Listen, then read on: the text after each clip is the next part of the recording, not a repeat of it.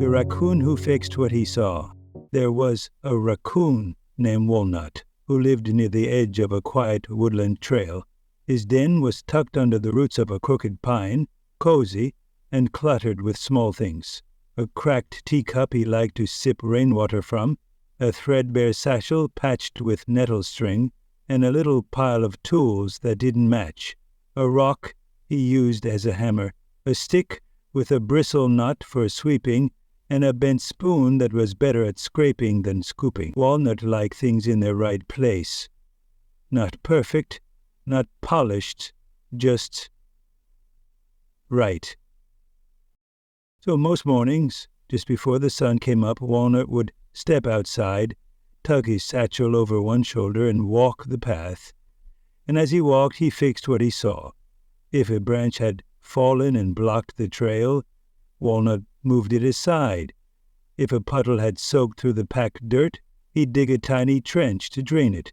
If moss crept over a stepping rock, he'd gently brush it back. No one asked him to, but once he saw it, it was his. If he didn't fix it, who would? The other animals noticed, sort of. They noticed that the trail never stayed muddy for long, that the stones underfoot didn't wobble, that the sunning rocks never stayed buried in pine needles, but they didn't know it was Walnut. He never left a sign, never said a word. He just kept walking, kept tidying, kept caring, not for credit, not for applause, just because it made things better. One afternoon, a young squirrel named Lacey spotted him. He was standing on his tiptoes, retying a vine that had sagged across a tree branch. His paws worked carefully, looping it just tight enough that it wouldn't slip again. Lacey tilted her head.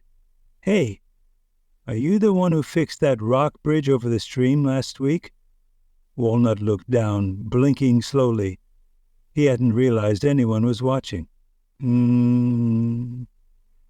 Oh! Yeah, it was wobbly, he said, adjusting the knot one last time. Lacey scampered closer. "Why?"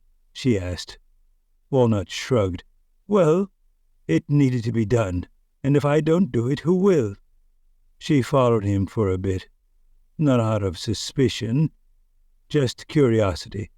He picked up a sharp piece of bark and tucked it beneath a root, brushed stones away from a moss patch where chipmunks liked to nap, dug into the dirt with his bent spoon, and packed a little support beneath a crooked log so it wouldn't tip. Everything he did was small, quick, careful, like he was stitching the forest together, one tiny fix at a time. "You know no one's going to pay you for this, right?" Lacey asked as he pressed a flat leaf over a crack in the trail. "I don't need anyone to," Walnut said, "but nobody even notices," she added. He didn't stop working, just smiled. "Maybe, but it feels better this way." Lacey didn't say much after that. She walked beside him a while longer, then peeled off into the trees. Walnut didn't expect to see her again. He wasn't doing it for company, but the next morning, when Walnut reached the start of the trail, he paused. Someone had pushed a twig pile off the path, smoothed the dirt around a slippery bend, left a little acorn on a mossy stump. Like a quiet hello, Walnut blinked, then grinned. He didn't ask who did it, didn't need to. He just tugged his satchel higher and got to work. In the days that followed, the trail began to change, not in big ways, but in ways that felt different. A few flat stones had been scrubbed clean, revealing speckles underneath. A pile of pine cones had been moved and stacked neatly near the side. Someone had even swept leaves off an old bench so the morning sun could hit it just right. There were no signs, no names, no declarations, just care.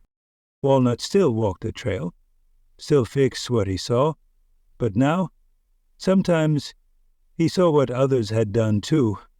A pebble nudged to the edge, a path tamped down with paw prints that weren't his, a vine braided neatly to stay out of the way.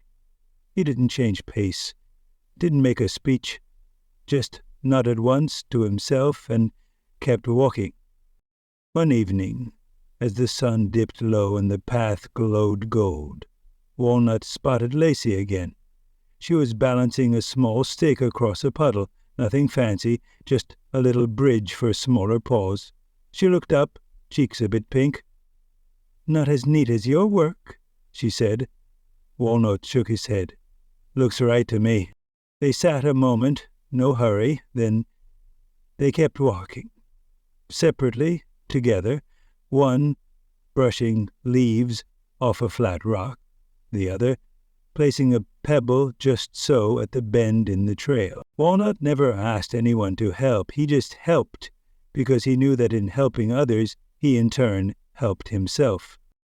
If you enjoyed this story and would like to hear more from the Kind Chicken universe, please like and subscribe. Thanks for listening.